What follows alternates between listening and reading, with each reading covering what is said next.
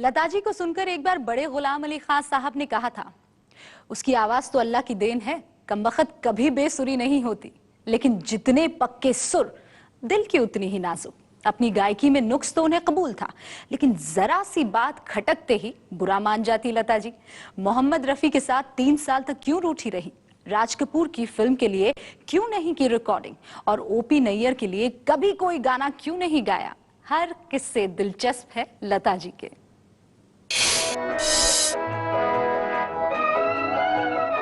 पचास के दशक में एस.डी. बर्मन और नौशाद से लेकर शंकर जयकिशन और मदन मोहन जैसे नए म्यूजिक डायरेक्टर लता जी के साथ सुरों की नई इबारत लिखने लगे।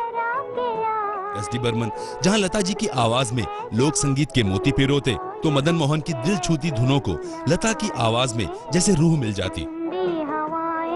लता जी मदन मोहन को अपना धर्म भाई मानती थी। मदन मोहन की सलाह पर लता जी ने बाकायदा टीचर रखकर हिंदी और उर्दू के अल्फाज दुरुस्त करना शुरू कर दिया। उस दौर के किसी भी म्यूजिक डायरेक्टर को लता जी की गायकी में कोई खोट नजर नहीं आती थी, लेकिन लता जी को अपने गाए हर गीत में कोई ना कोई कसर दिख जाती। उन्हें अक्सर ये डर रहता कि कहीं कोई सुर गलत न लग जाए। कामयाबी के उस शिखर पर भी लता जी ने रियाज नहीं छोड़ा। अमानत अली खां के बाद लता जी ने बड़े गुलाम अली खां के शिष्य पंडित तुलसीदास शर्मा को अपना गुरु बनाया। लता जी मानती हैं कि उनकी आवाज में शास्त्रीय अंदाज बनाए रखने का श्रेय उनके पिता के बाद नौशाद साहब का है। नौशाद साहब जब भी कोई मुश्किल धुन बनाते, उन्हें सबसे पहले लता की याद आती। इसके मिसाल तो कई हैं, लेकिन मुगल आजम की इस बंदिश का कोई जवाब नहीं।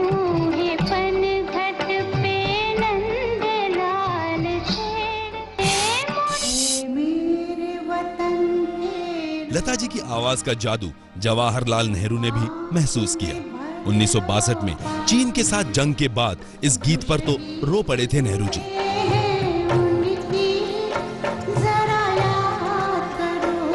कवि प्रदीप का लिखा ये गीत लता जी ने लाल किले में शहीदों के लिए हुए श्रद्धांजलि समारोह में गाया था।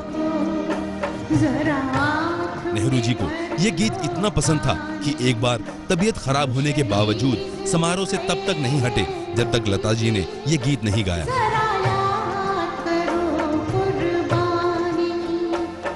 एक बार नेहरू जी उनके शो में नहीं आए तो लता जी भी नाराज हो गई। मैंने कहा मैं नहीं आऊंगी। पंडित जी ने मेरे शो में आने से इनकार किया था, मैं नहीं आऊंगी। सुरों के साथ स्वाभिमान भी कूट कूट कर भरा है लता जी की शख्सियत में। 50 के दशक में एक बार एस.डी. बर्मन जैसे सीनियर म्यूजिक डायरेक्टर से नाराज हो गई। बर्मन साहब ने फिल्म मिस इंडिया का एक गाना लता जी से दोबारा रिकॉर्ड कराने को कहा था, लेकिन लता जी पहले से तय शेड्यूल की वजह से अगले दिन रिकॉर्डिंग के लिए नहीं जा पाई। बर्मन साहब ने वो गाना किसी और से रिकॉर्ड करा लिया। लता जी को ये बात बुरी लगी, क्योंकि उन्हें बताया तक नहीं गया। संगीतकार ओपी नैयर के लिए लता जी ने एक भी गीत नहीं गाया।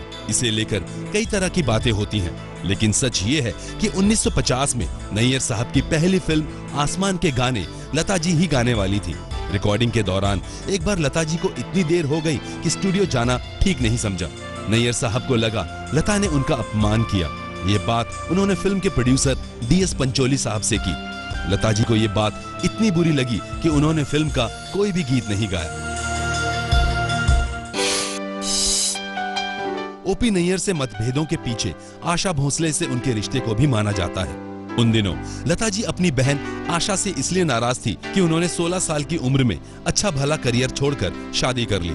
शादी के बाद आशा अपने से दुगनी उम्र के गणपत भोसले के घर चली गई, जो लता जी के सेक्रेटरी थे। लेकिन कुछ साल बाद ही शादी टूट गई। आशा भोसले दोबारा फिल्मों में लौटी तो ओपी नैयर ने गाने का मौका दिया। उस दौर में दोनों के बीच रिश्तों के काफी चर्चे गर्म थे। कहा जाता है इसे लेकर लता जी आशा और नैयर साहब दोनों से नाराज रहती थी। 50 और 60 के दशक में लता जी पर यह भी आरोप लगे कि उन्होंने अपनी छोटी बहन आशा भोसले को दबाने की कोशिश की। 60 के दशक में हालांकि आशा और लता ने एक साथ कई गाने भी गाए, लेकिन दोनों के बीच मुकाबले की चर्चा कम नहीं हुई। 90 के दशक में तो दोनों के बीच होड़ पर साज नामक एक फिल्म भी बनी, लेकिन लता जी ने ऐसे किसी भी मुकाबले से इत्तेफाक नहीं रखा। आशा को बढ़ने नहीं दिया होता तो आशा का आज इतना नाम होता। जिस मोहम्मद रफी के साथ लता जी ने सैकड़ों गीत गाए, रॉयल्टी के मसले पर हुए मतभेद के बाद 3 साल तक उनके साथ कोई गीत नहीं गाया।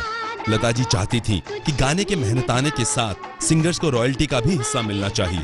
दलील ये थी कि गीत को पॉपुलर बनाने में सिंगर का योगदान अहम होता है, लेकिन इस लड़ाई में रफी साहब ने लता जी का साथ नहीं दिया। लता जी बुरा मान गई। रॉयल्टी की लड़ाई में राज कपूर भी लता के खिलाफ थे। दोनों की दोस्ती 50 के दशक से ही गहरी थी। राज साहब लता जी को बतौर हीरोइन अपनी एक फिल्म में भी लेना चाहते थे, लेकिन 60 के दशक में दोनों के बीच विवाद की वजह बनी फिल्म संगम के गीतों की रॉयल्टी।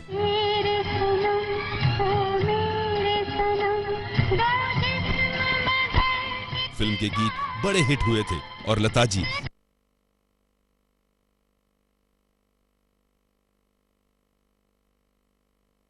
कोई गीत नहीं गाया। दोनों के बीच समझौता फिल्म बॉबी के निर्माण के दौरान गायक मुकेश ने कराया। आप ये जानकर हैरान रह जाएंगे कि लता जी जब गुस्सा होती तो पूरा गाना एक ही टेक में रिकॉर्ड करवा लेती, वो भी बिना किसी नुक्स के। आगे दिखाएंगे ऐसे और भी दिलचस्प किस्से। आप देखते रहिए 50 अनसुनी कहानियां।